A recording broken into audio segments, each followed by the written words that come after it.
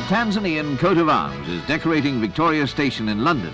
For this week, Britain and her royal family welcome a most important state visitor, a politician who is widely respected the world over. President Julius Nyerere of Tanzania.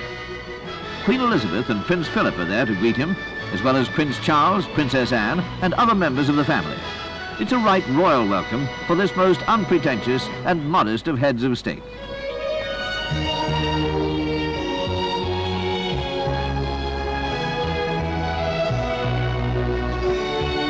This is President Nyerere's first state visit to Britain, although he's been to Britain privately on previous occasions. The state visit will last 4 days.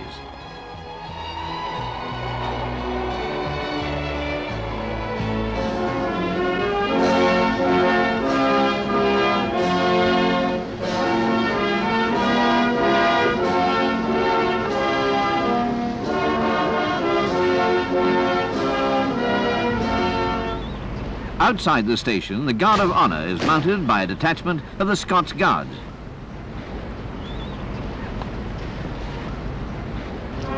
Before the state drive to Buckingham Palace, there's the formality of inspecting the guard.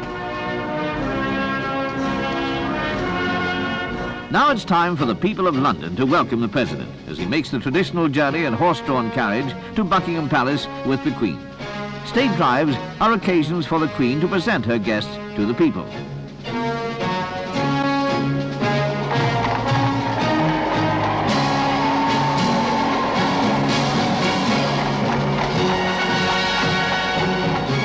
Tanzanian nationals join in greeting their president. Today, it seems that almost the whole of London has turned out. After the state visit, President Nyerere plans to go on to the Netherlands and Belgium, where he'll visit the headquarters of the European Economic Community in Brussels.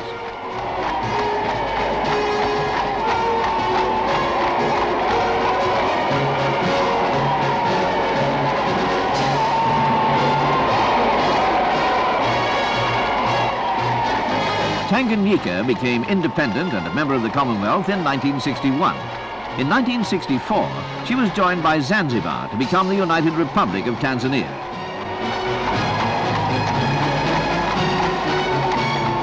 Since then, the country has been guided by this most influential of African leaders, described by the former President Nyerere of India as held in respect wherever men rate enlightened principles above convenient expediency.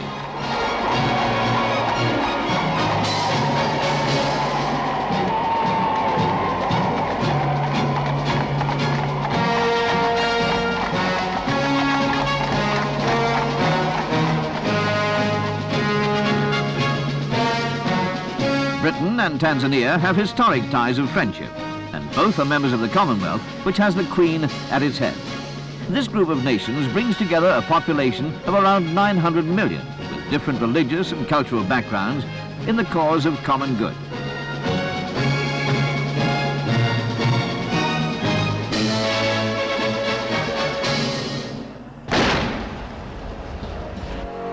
At the royal banquet held later at Buckingham Palace, President Nyerere speaks of these ties. He says, "We rub shoulders in matters of trade, of finance, of politics, and of course through our common membership of the Commonwealth, and our joint desire to develop this institution so that it can make a positive contribution to world peace and justice." In her speech, the Queen praises the President's work in his country to create a society in which the barriers of inequality are being minimized.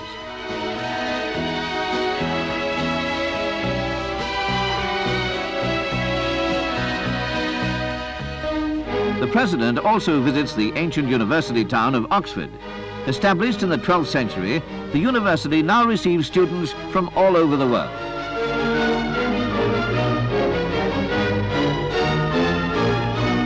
President Nyerere himself spent some of his student days at a British university in Edinburgh, where he is said to have finalized his own unique political philosophy, a philosophy that combines ideas of socialism, Africanism, and human dignity.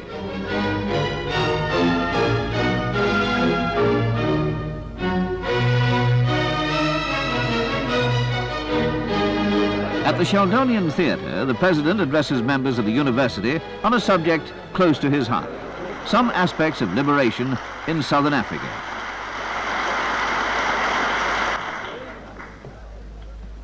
Mr. Vice Chancellor and friends, I have talked on the American continent, in Asia and Australia, and in very many countries in Europe about different aspects of the struggle against racialism and colonialism in Africa. I've been doing so since 5 days after the independence of Tanganyika, when I first addressed the United Nations as the Prime Minister of a free country. And I shall be speaking on this subject today again. For Oxford University and its graduates are not unimportant in the development of attitudes. And Britain has more influence in the world than a small, weak, and young country like Tanzania. There is an attentive audience, including the British High Commissioner in Tanzania. All that I have been trying to do is to explain the situation as we see it in Tanzania and to indicate the manner in which we shall support the struggle for human dignity in that area of our continent and those three countries. Thank you very much.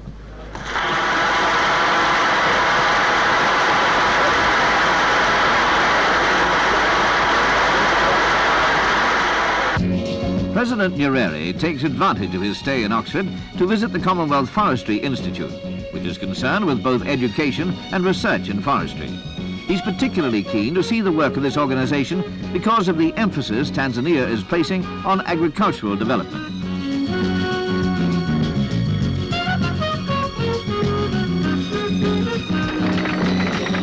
Later, there's also an opportunity for him to visit the headquarters of one of Britain's largest aid agencies, Oxfam, and to speak to some of the helpers.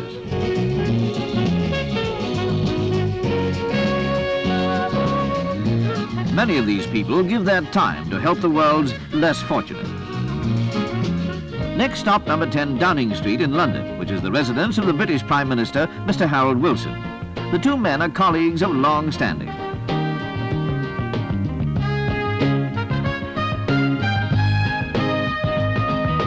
Mr. Wilson is joined by Mrs. Wilson, Mr. James Callaghan, the British Foreign Secretary, and other dignitaries. Another glittering occasion in honour of the President, a Lord Mayor's banquet at the Guildhall in the City of London. It gives the President a chance to meet and address the business and finance community of the city.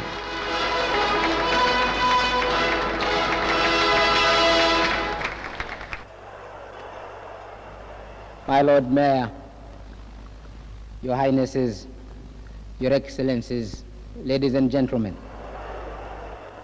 He then has this to say. The City of London has considerable resources of skill and finance which could be invaluable for our development. There's an absorbed audience as he says, I can see every reason for future cooperation between us. We in Tanzania cannot sensibly isolate ourselves from financial centers of the world like the City of London. He then continues. This means that I can give you two quite definite assurances. The President goes on to say, the first assurance is that we shall always want to do business with you. We shall want to borrow and we shall want to buy.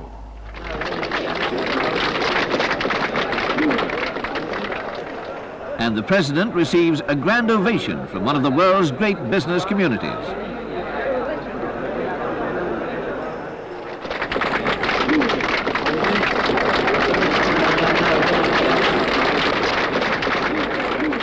St. James's Palace in London, once a royal residence. Representatives of foreign powers are still accredited to the Court of St. James. It is there that President Nyerere receives ambassadors and high commissioners of Commonwealth countries.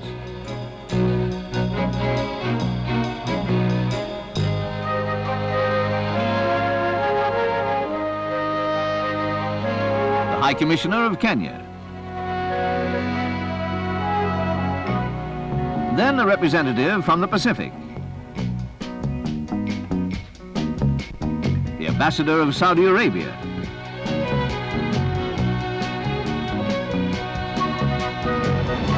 The state visit is now over, but at Claridge's Hotel, there's a meeting of the Britain-Tanzania Society. President Nyerere welcomes members, many of whom are former British residents of Tanzania who retain an interest in the development of their former home. Other members of the Tanzanian government are also present. Finally, the Mwalimu meets some of the 1,000 Tanzanian students who are studying in Britain and is presented with a token gift. It's a suitably informal end to a visit to Britain by one of Africa's most respected leaders, Julius Nyerere.